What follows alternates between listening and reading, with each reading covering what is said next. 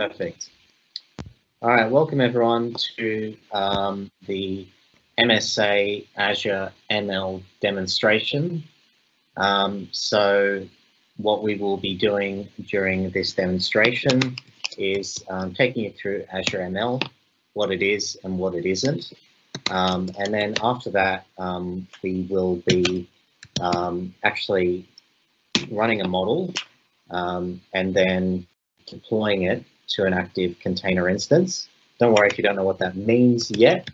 We will figure that out as we go.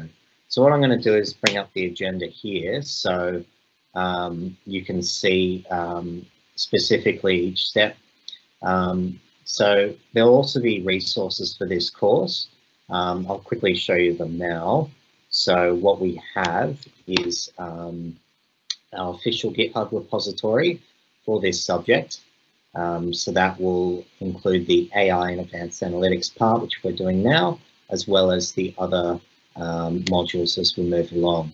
The next thing I will be providing to you is an SSH guide, also with a bug fix, and I will explain that, what I mean and why we need to do it. While I'm on that point, I'll let you know that I've opened an issue on GitHub, specifically to one of the notebooks. If you can see here, just quickly show it. We're having an issue running some of the code in one of the notebooks. It's a module not found error, which is basically an issue with a dependency. That is that when we run the code, it's not finding the right information in order to run. So there'll be a little bug fix as we go along, and that's what that is for. The other thing is that I've set up for the purposes of this demonstration is some links, so you can follow along afterward and do some further reading into the MNIST dataset, which is the dataset that we will be using for this demonstration.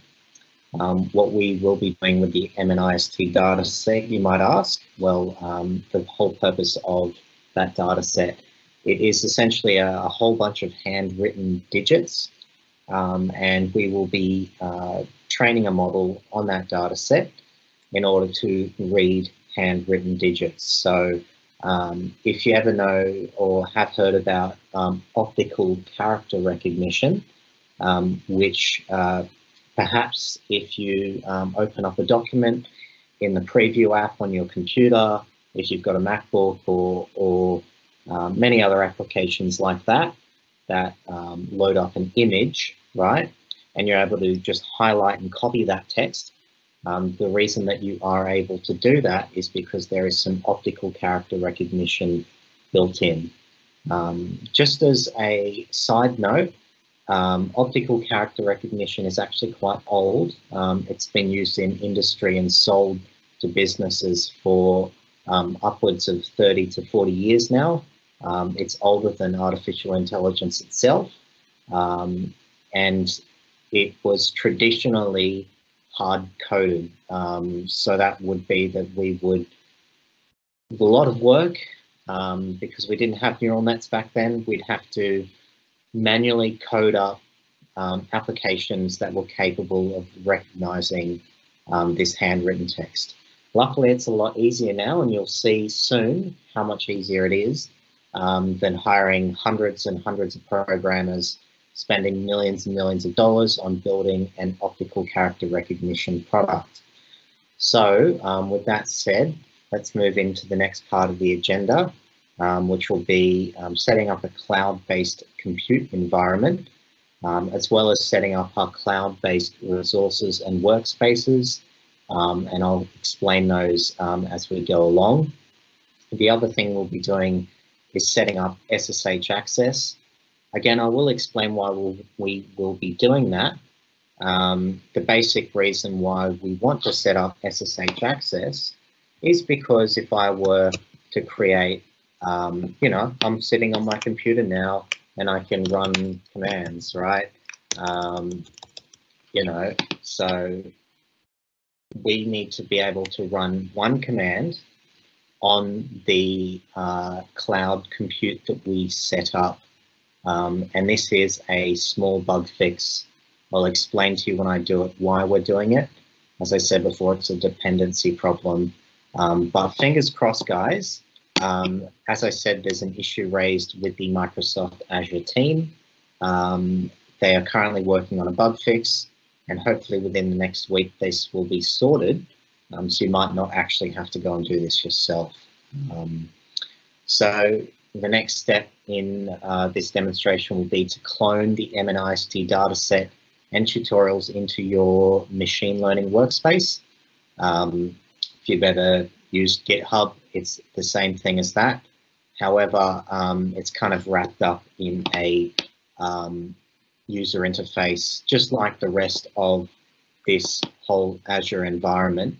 You don't really have to get on the command line and start typing commands and cloning things and dealing with directories and things like that. In order to do this training and deploying of this model, and what we will be using is logistic regression. Now you might have heard about that earlier in the demonstration. I won't be deep diving into what logistic regression is, specifically because we don't really have enough time to cover that sort of deep level stuff during this demonstration. The last thing that we will see is the results of the trained model. One of them will be a regularization rate. Now, regularization, just to put into really simple terms, is sort of like a balance, right? If you're trying to look for a signal and you're too greedy, right? And you're like, that's a signal, that's a signal, that's a signal, that's a signal. You're looking for too much noise within the data. You might have an issue called sort of like overfitting of data. And same thing with underfitting, where you're missing things that should be counted as results. So the regularization rate, when we train this model, will sit around 0.5, which is exactly where we want it. A sort of a balance between picking up noise and also rejecting it at the same time. The next thing we will see is accuracy of around 90%, which is really great. And that's kind of what we want to aim for. Last thing we'll do is deploy the model as a containerized instance. What is a container, you might ask? Well, a container is based on cloud native computing infrastructure that is called Docker. Now, if you've ever used a MacBook or a Windows computer, they run the Mac operating system or the Windows operating system. And similar to that, Docker is an operating system too. However, Docker does not run applications.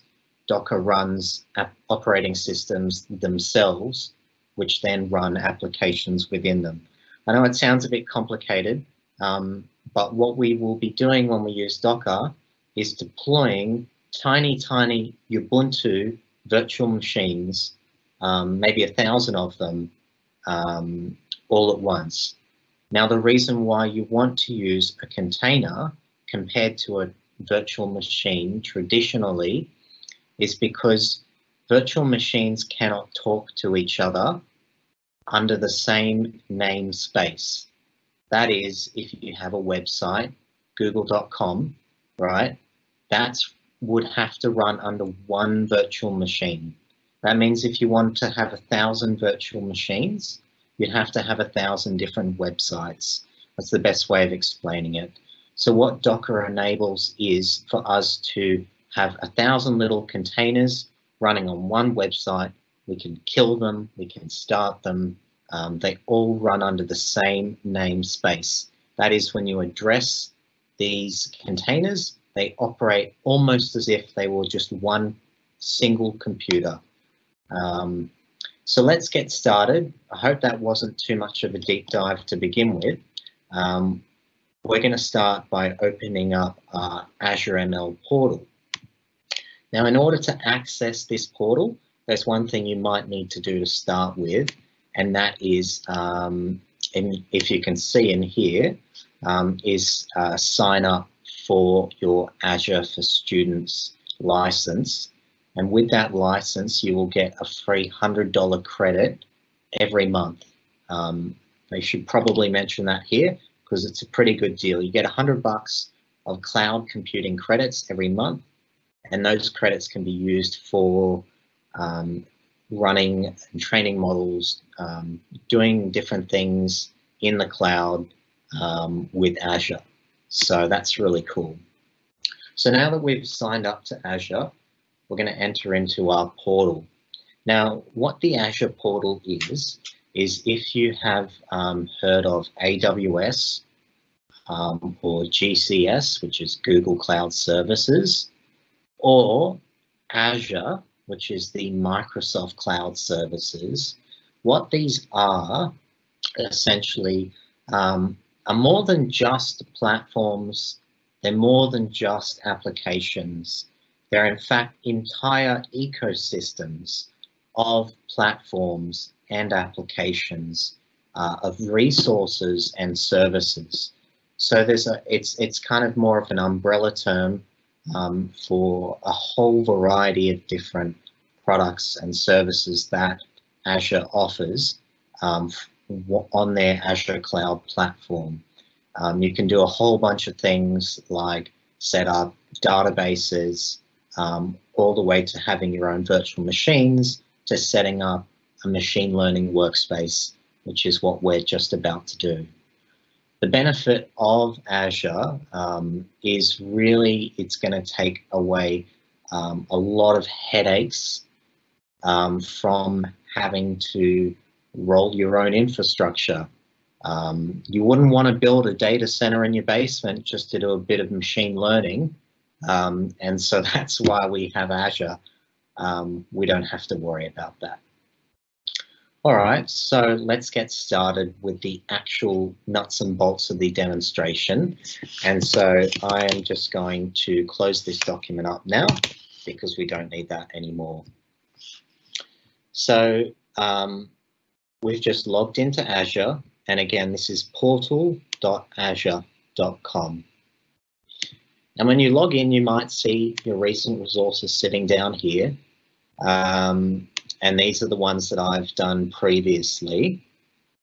The first thing we're going to do, and this isn't actually the first thing we're going to do, it's a bit of a red herring, is set up a resource group. Logically, this is the first thing we need to do because in order to set up a workspace, we need somewhere to store the configuration and all of the information that resides in that workspace. We need to put it somewhere, right? However, the cloud is complicated, right?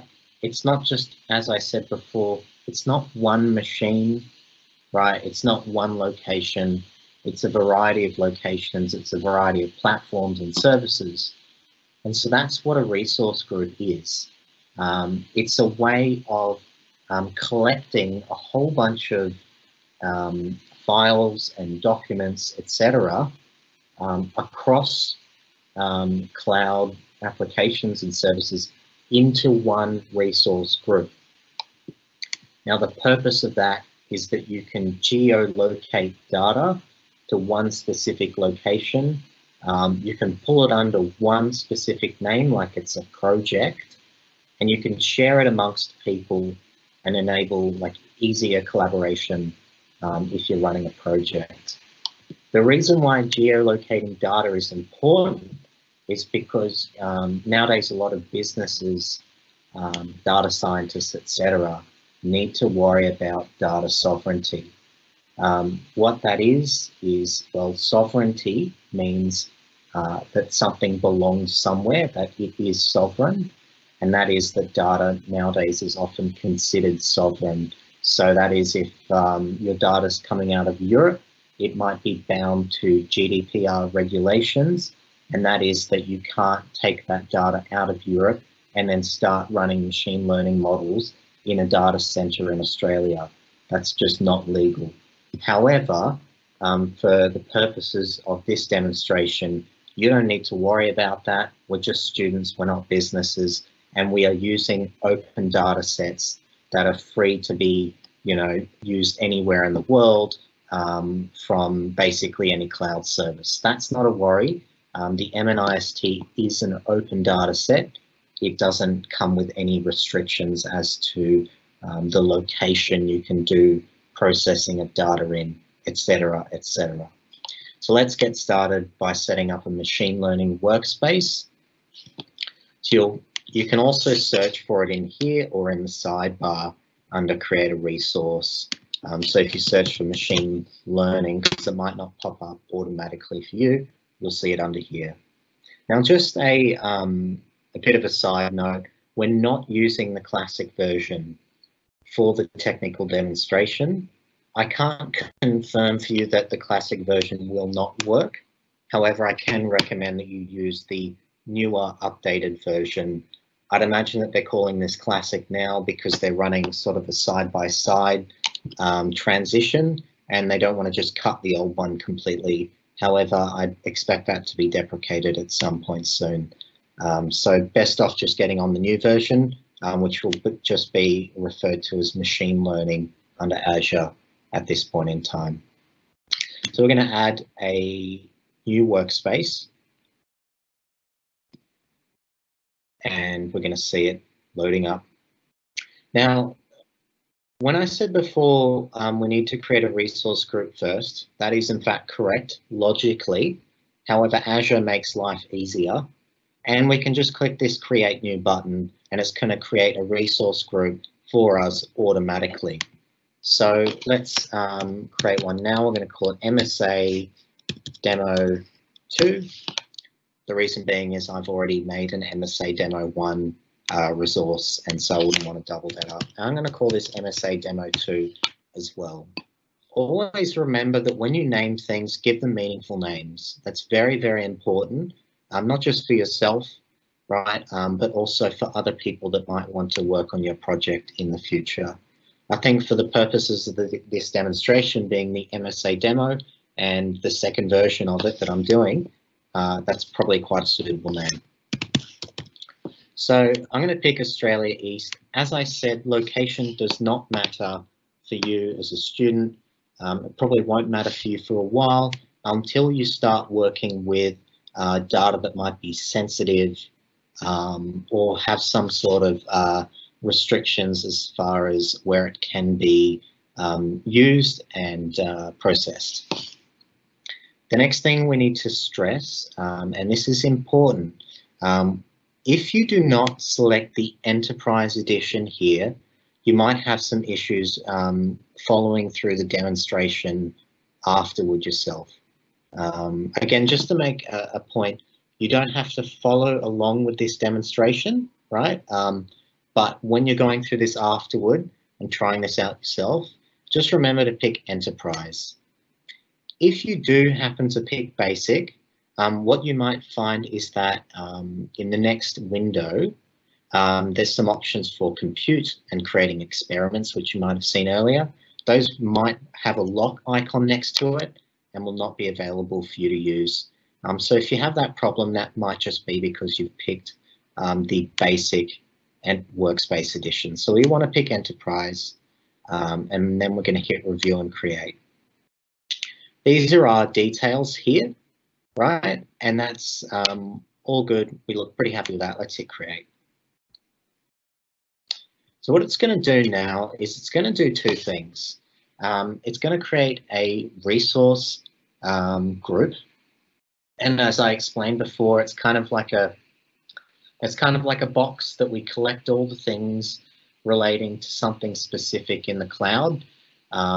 It's not a physical box. It's sort of a logical box or a container that we're putting all the models, all the data sets, all the configuration files, everything related to this MSA Demo 2 is going to go into the MSA Demo 2 resource group. And then I can invite people to it, such as other friends or colleagues, and we can all work on the same resource group and do work together. And that is, again, one of the benefits of using Azure and other cloud services such as Azure. The next thing it's going to do is also build a machine learning workspace. Again, it's essentially what we've just done. So it's a configuration file, most likely, sitting on a server.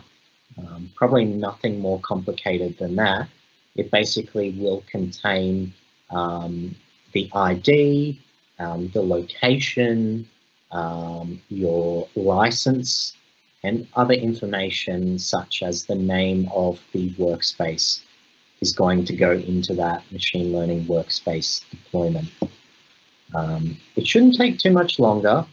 It should be almost done in a second. It really only takes maybe a minute or two in order to deploy this. Now, the other thing is, and we can see that it's complete now, just so you know, if you've got running jobs in Azure, and they could be anything and everything that is running within Azure, it could be setting up a deployment, creating a resource, setting up, firing up a new compute, or training a model, or anything that you're doing is going to come up here in this notification bar. And you'll see here this deployment succeeded, and you might see the progress of that happening. We're going to go to the resource now. And again, if you go to your home, you might see it under recent resources here. However, just to make a little point, there is some bugs with the Azure website, and you might not see things display, and you might have deleted things and they're still displaying too. I don't know if that's my web browser or Azure itself, but you can always search for it in the search bar if you get lost. So we can see in here all of the information that we've just put into our config.json. As I said before, it's a configuration file. That is what essentially our workspace is a JSON file with a bunch of data in it, such as the edition that we're using, the resource group, the location, the subscription ID, that is our license ID, and et cetera, stuff like that.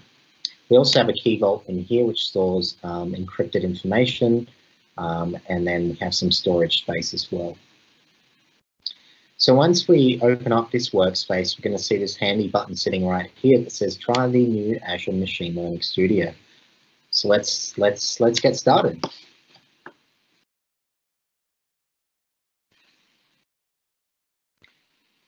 So it might just take a couple of quick seconds to load. And while we're doing that, I just want to show you what data set we will be using today. And now this data set is published on janlekun.com, who, if you haven't heard of Jan LeCun, he's a very interesting man. He works, I believe, at maybe Facebook at this point, leading up one of the data science teams. He's been in the deep learning space for a long time. He's one of the most well-known academics and industrial sort of researchers within the deep learning space, and has been quite instrumental to a lot of the supervised learning and other types of sort of innovations in that space that we have today. So this is the data set that we'll be using, and there's some classifiers, pre-processing, stuff like that. We won't get, again, too nitty-gritty into the details because we do have a bit to cover. However, this is it for you to check out. It will also be linked in the GitHub. So now that we've opened up our studio, just to make a quick mention again, if you see a lock icon next to the compute, maybe a lock icon next to here and you can't do things, remember that you might have picked the wrong workspace edition and that needs to be the enterprise edition. So first thing we'll do is we can have a look around the studio, but you can do that in your own spare time. What I'm going to do now is go into notebooks. Now, within the notebooks section, we can see here that there's some samples underneath the Azure ML gallery. And while that's happening, I need to do something on the side because it will take a couple of minutes to spin up. So I'm actually going to deploy the compute ahead of time. However, I just want to stress to you that when you open up one of your notebooks, you can create a compute just before you run it in the same way that we created a resource just before we open the workspace. The great thing about Azure is that it allows you don't have to have a strict logical flow about how you go and do things. You might be able to just click a button to create a compute when you want to open up a notebook. So I'm just going to do that in advance so that we can have that firing up in the background while I go along with the rest of the demonstration. We're going to give the compute a name. Now, what is a compute, you might ask? Well, essentially, when we're doing this project, we're using two different logical computes. The reason why I say that they're logical computes and not physical computes is because they aren't physically attached to each other, and that's maybe not the best explanation. The actual individual computes themselves might be spread out across a region of space, right? Say you have a compute that has 200 gigabytes of storage and it has 8 gigabytes of graphics, right? That's the resources that you've allotted to it. Physically, in the data center where this compute resource is located, they might not actually be one single unit. So in a data center, if you were to think, you were to lay out a data center, you might not want to build a whole bunch of tiny computers and connect them all together. In fact, you might want to build one giant hard drive and then one giant rack of GPUs, and then use software to create these logical computes out of that physical infrastructure. So that's what I mean when I say that they're logical computes. It's not a physical computer sitting in a building somewhere. It's actually a giant data center that has lots of storage, lots of resources, and when you create this compute, or in other terms, you might call it a cluster, and the reason why it's called a cluster, as I said before, is that we're using software to cluster a whole bunch of physical computation resources into one logically addressable thing that we call a compute. You don't have to worry about that.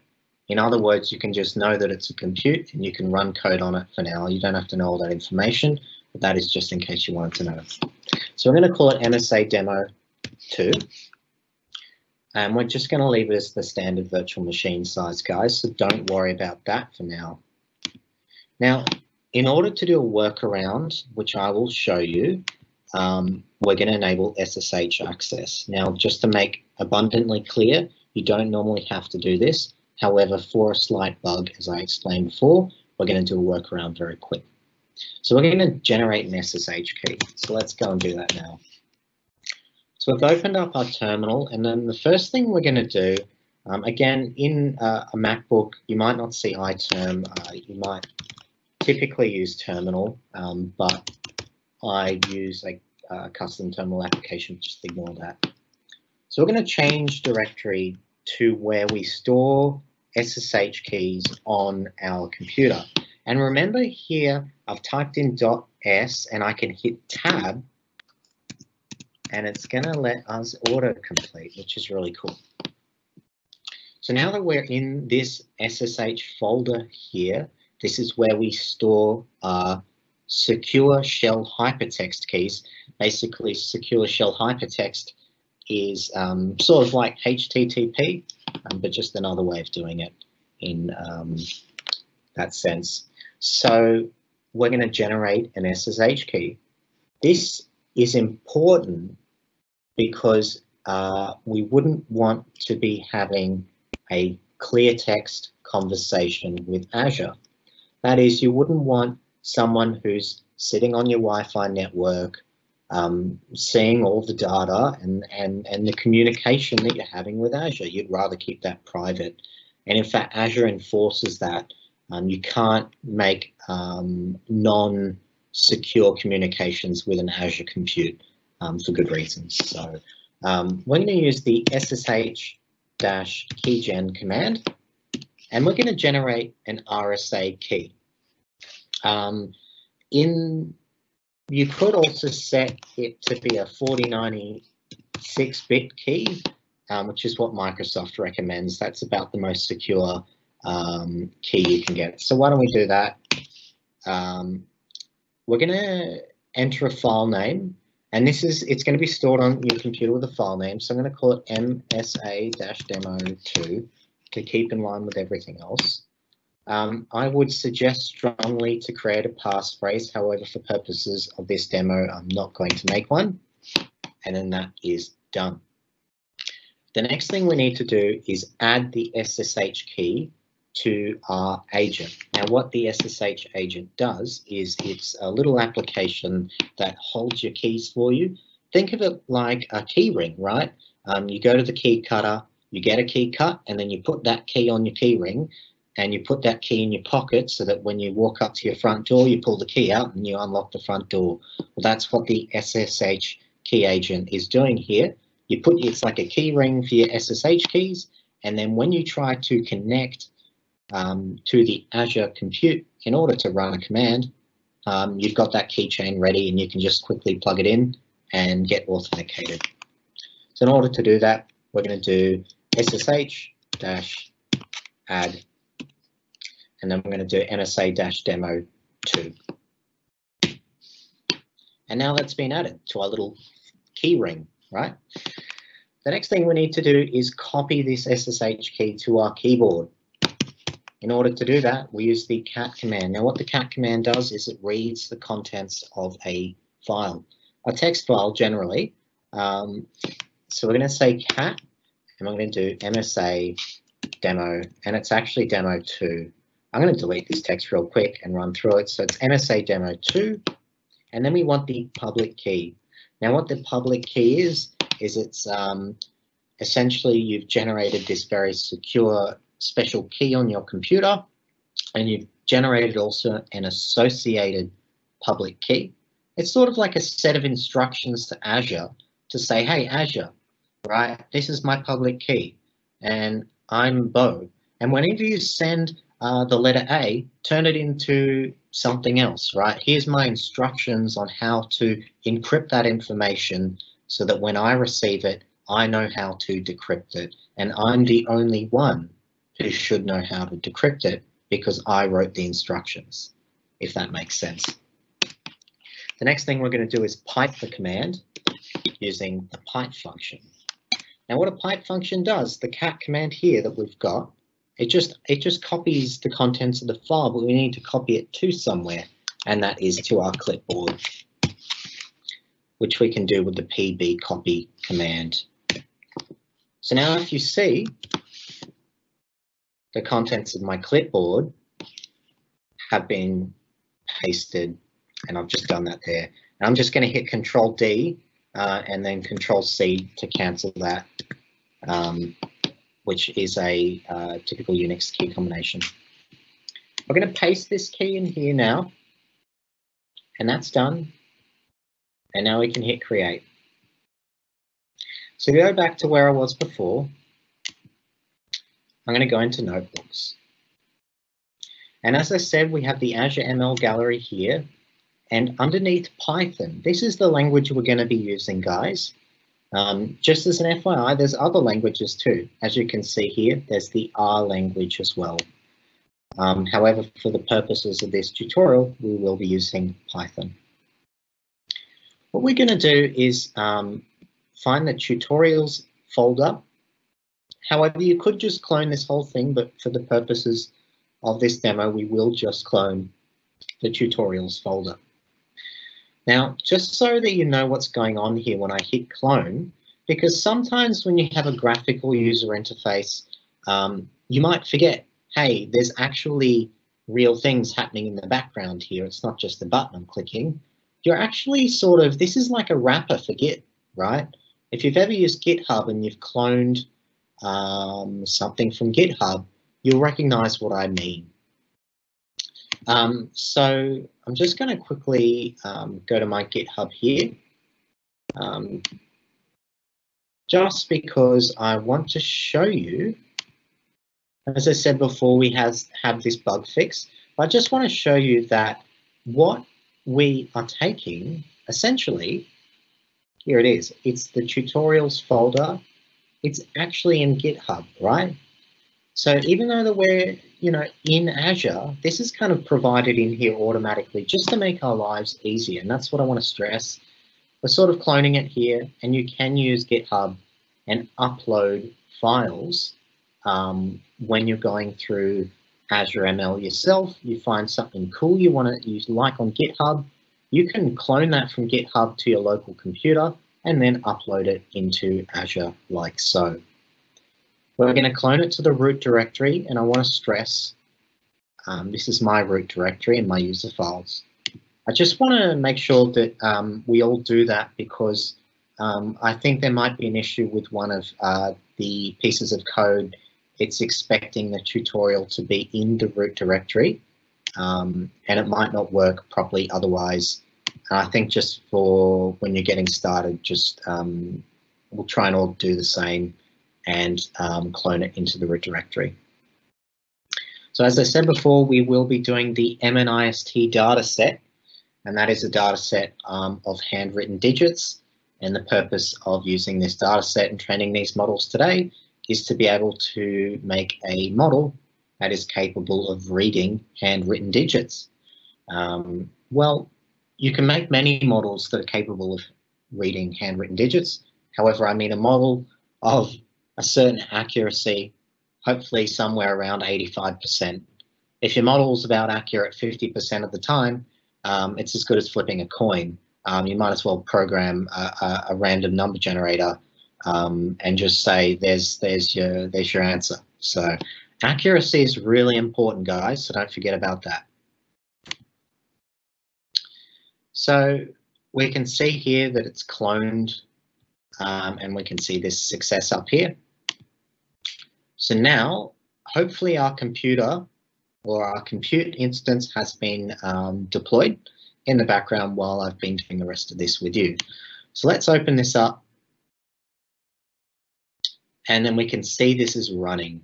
So as I explained before, you can create a compute if you just clone the notebook and then open up this image classification part 1. You can create a compute right here without having to go down here and create one in advance. However, if you've seen just then, I kind of did something, I let it run in the background, which is something you might not have experienced before if you haven't used the cloud. However, it does take some time to do things. It might take about 2 to 3 minutes to fire up a cloud compute instance. And so that's something you might get used to as you go along. We're going to edit this in, and it doesn't really matter, we can edit in Jupyter or Jupyter Lab. Basically, before we start doing that, is to explain what Jupyter and Jupyter Lab is and what a Jupyter notebook is if you've never seen one before. Jupyter is the same as Jupyter Lab. Jupyter Lab is just a newer version of Jupyter with a more comprehensive set of features. However, if someone's very much used to the old version, just like how we have 2 versions of Machine Learning Studio currently, that's the reason why we have these 2 options here. Now, what Jupyter and Jupyter Lab are is basically an online cloud-based. In this sense, it's cloud-based. However, you can run it from within the web browser powered off your local machine. But in this instance, it's running on Azure itself. And what it is an integrated development environment, or IDE for short. You might have heard the word IDE before, and you've probably used one as well. I can list a whole bunch of them off the top of my head, from Visual Studio Code to Visual Studio to Eclipse, Atom, right? There's a whole load of IDEs that you can install on your computer. And there's also IDEs that run on the web, such as this Jupyter Lab running within Azure. Now, what does this IDE do? Well, we write Jupyter notebooks with it. And a Jupyter notebook is a notebook. Quite simply, it is a notebook. It is not like a typical piece of, say, Java code or a piece of JavaScript code saved in a .java or a .js file, for example. It is more like an actual notebook, right?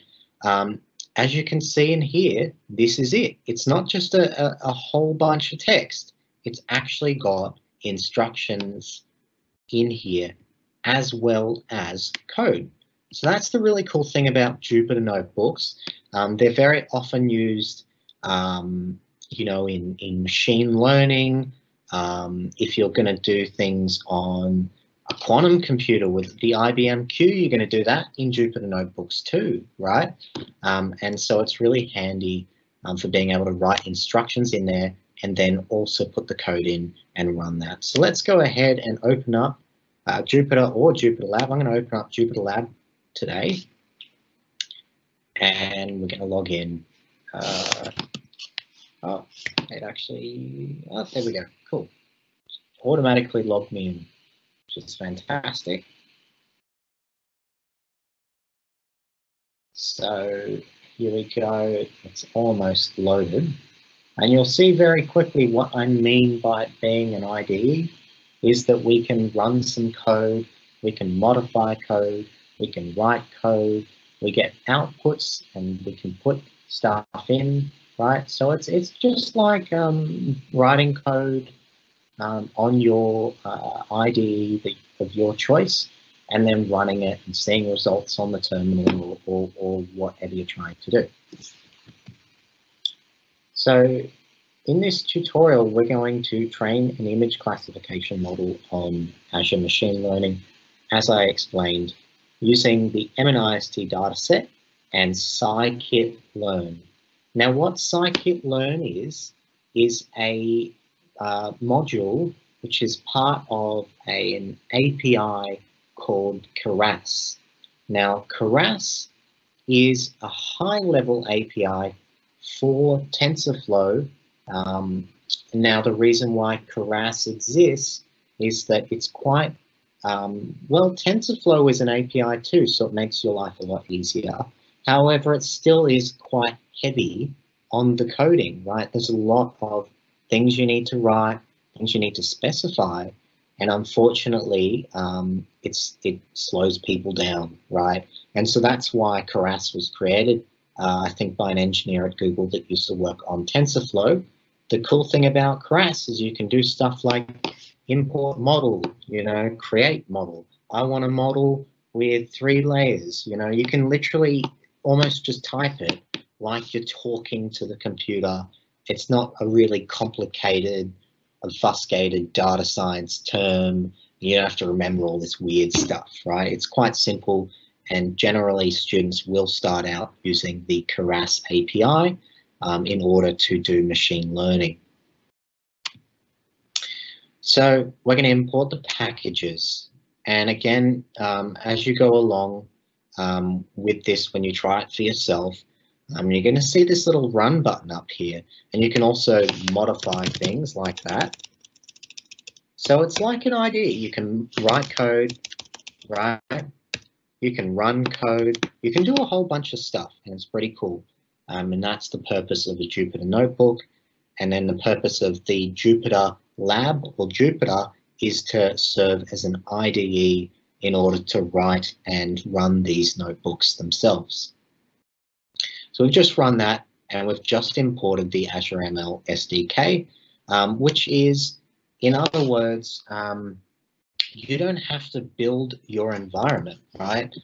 One of the painful things to deal with in life, if you've ever written code, okay, is that you will need to install, if you're a Java developer, you know, you're doing a computer science unit at university, you need to install the Java development kit.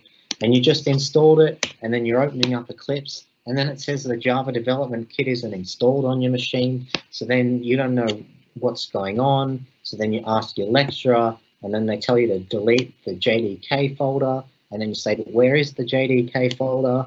And then, you know, it's 2 hours, 3 hours, and you've only just figured out how to actually start writing code, right? That's what we're avoiding here. All that stress of setting up an environment is done for us, right? So when we import the Azure SDK, it's going to import NumPy, right? Which is a machine learning library from TensorFlow and a whole bunch of other Azure ML tools automatically into our workspace. So we don't have to worry about doing that. Now, if you saw in the earlier demonstration, there was an experiment, right? And this is a piece of code that's doing that. So to explain, you can create an experiment from the GUI right here, or you can code it up. It's really up to you. And that's, again, one of the benefits of Azure ML is that you don't have to code every single little thing from scratch. Now, the next thing we're going to do is create a compute resource, which, as I said before, we're using two logical computes. The first compute is sort of like the laptop sitting in front of you. It's the cloud laptop, right? It's your actual physical thing that you're doing the work on, right? It's the environment with the workspace and everything. However, if you were to do machine learning and set up an environment on your laptop, you're still not going to actually do number crunching on your laptop. It's just not fast enough. It's not got the processing power. So if you're thinking in the old world of not having the cloud, you might have your laptop that you write everything on because it's comfortable and you can walk around the house with it. However, if you wanted to do number crunching, you might have a giant desktop tower with a whole bunch of GPUs in it, right, that can crunch numbers for you. So that's what we're doing here. We're creating a compute that will do the actual number crunching. The next thing we're going to do is download the MNIST data set into that compute. And then you can see in here, and this is one of the beauties of Keras, it's got data sets actually built into the API already. So a lot of open data sets, you can basically say from Azure ML Core, import data set, and then from the Azure ML open data sets, I think, for example, there's, Boston Weather Service is another data set, and you can do weather predictions with it. So that's done now, and we're going to start by displaying some sample images within my data set. So here we go. Here's the sample images, and this is labeled data. As you can see, we haven't actually done anything yet. How does it know that a 4 is a 4, and how does it know that a 5 is a 5? That's because we've told the computer by providing a labeled data set with handwritten characters that say 5, and this should be a 5, right? And so we'll see later how that operates. Now we're going to start training this, right? So in order to train it, we need to create a directory, and you can see this directory just popped up in here. And this is the directory where all the models are going to go. We also have a data folder, which has got the actual training data set information in there. So this little sidebar is quite handy, and you can navigate it through here by clicking these buttons like so. All right, so we're in the image classification, and we've just created a directory, and now we're going to create a training script. So this script is sort of like, this is our actual bit of code that's doing the actual training, right? The other stuff we were doing before is setting up directories, downloading data, creating an environment. This is the actual nitty-gritty training part of the model. And you can see here, we're importing from Scikitlearn, which is a Keras API library, we're importing logistic regression linear model. So that's the model, as I explained earlier, that we will be using in order to perform this demonstration. Now, I've actually forgotten to do one thing here, and I need to go back and just kind of stop what we're doing and make a quick modification to the compute so that we can continue on. So I'm going to go back to here, to our SSH, or to our terminal. And what we're going to do, and again, just to make deadly certain, this is not really part of the actual demonstration. However, it's a part of the small bug fix that I mentioned earlier, which involved setting up SSH on our compute. So now we're going to go down to compute, and this is in order, as you can see here, to get the address or the IP address. This is just like www.google.com. This is the address to this particular compute. We can copy that from within here, and you can see the public IP and the username, right? And now we can go into our terminal and just paste that straight in, and then hit enter. It's going to ask if you think this is an authentic person you're connecting to. We're going to say yes, hopefully it is. And then we'll see here that it's in the middle of connecting. And now, when you see Azure MSA Demo 2, we are currently logged in to the cloud compute we just set up. Now we just have to run one command. And now the reason why we have to run this command, as I said, there's a small dependency issue. And basically, we have a problem where when we try to import the joblib library, which you'll figure out what that is soon enough, it's basically saying it doesn't exist. And that just means that we need to update the Scikit-Learn module running on this compute. So we're just going to paste that in there. And what we're using is the Python package manager. For short, it's PIP. I don't know what the I means, but I'm assuming it's Python package manager something. And then Scikit-Learn is a library of machine learning models and stuff like that.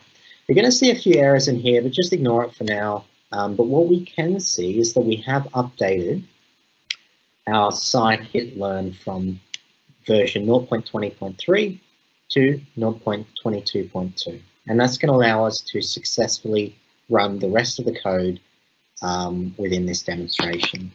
We can just exit now. That's completely done. This was the bug fix, this process here.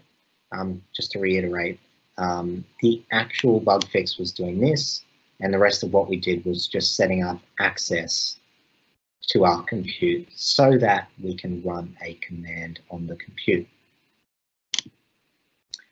So we're going to go back to our Jupyter lab,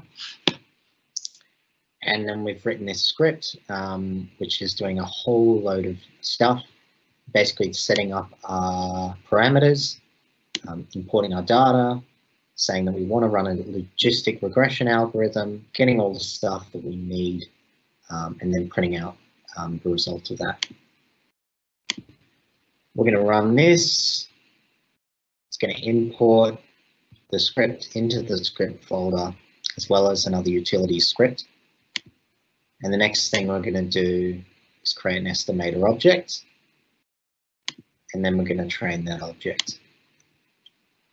Now, as we explained before, an estimator essentially is like an object that you put what type of values that you expect to get out of the model after you've trained it.